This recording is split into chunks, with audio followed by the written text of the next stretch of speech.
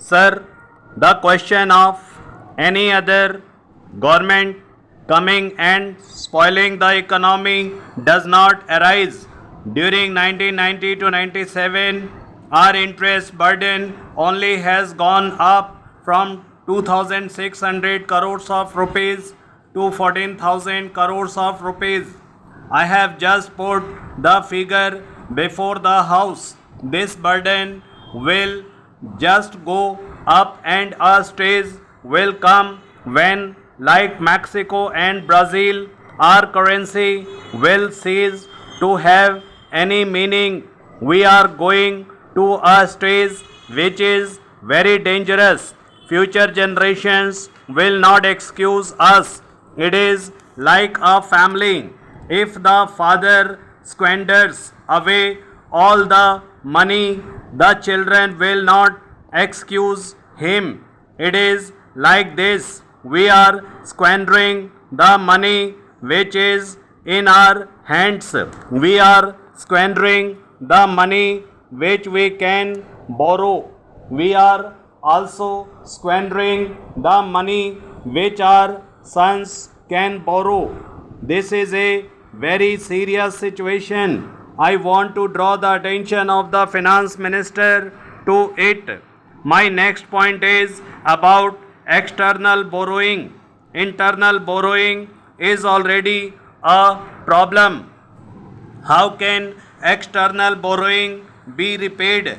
It can be repaid only by two methods. Either you borrow to repay, which we are doing, or you repay by increasing your own foreign exchange earnings.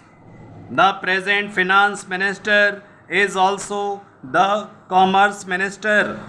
I must say a word of appreciation. Since he has come, he is trying to put all his efforts for export promotion, but our export base is very weak. Over the last 20 to 30 years, our policies with regard to export promotion have failed miserably. Now we are trying to give all sorts of incentives for promote export promotion. Those are petty things. When you give some concessions to trade or commerce, the chambers of commerce and industry says that this should be 10% less or more. Now these are very minor things. The major thing is that a country of the size of India, a country with this size of the budget and with all the resources, should have more export. We never tired of saying that we have the third largest body of intellectuals in the world, of scientific and intelligent manpower. It may be a fact, but what is the use of that manpower if we cannot become an export trade surplus country? Small countries like Korea and Singapore have increased their exports tremendously. Therefore, the export policy deserves to be examined on the war footing.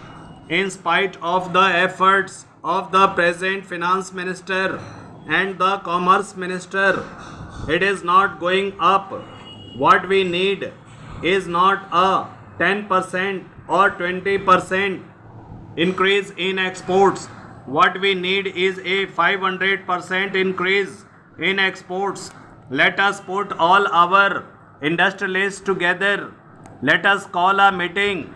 Let us tell them that this is the country's income.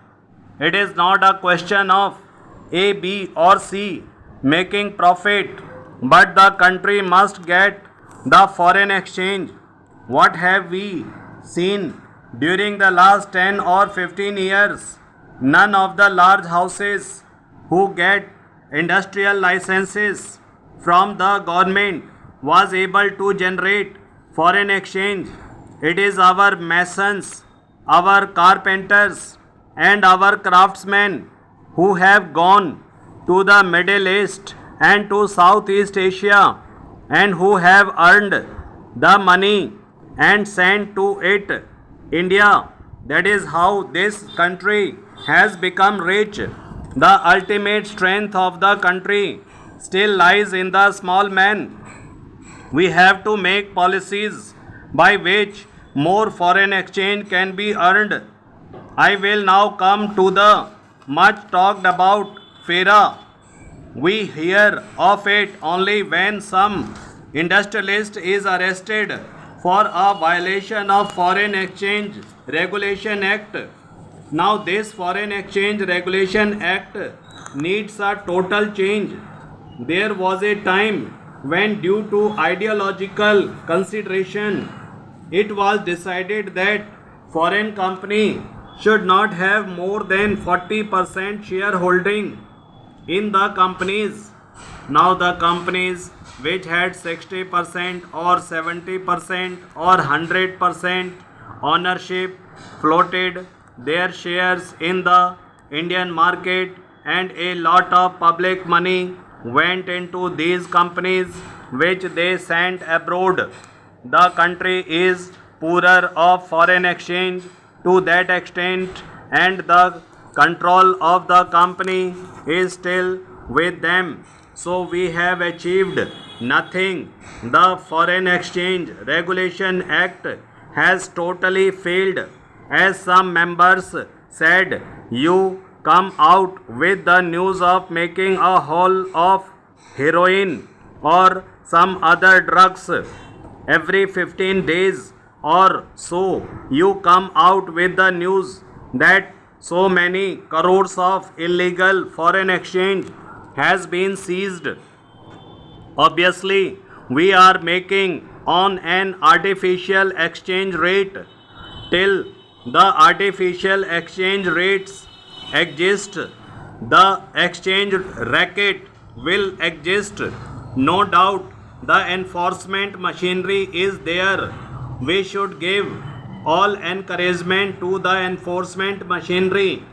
The ultimate solution to foreign exchange, the ultimate solution to exports lies elsewhere. It lies in the fiscal policies of the government. The government must have a real look at the policies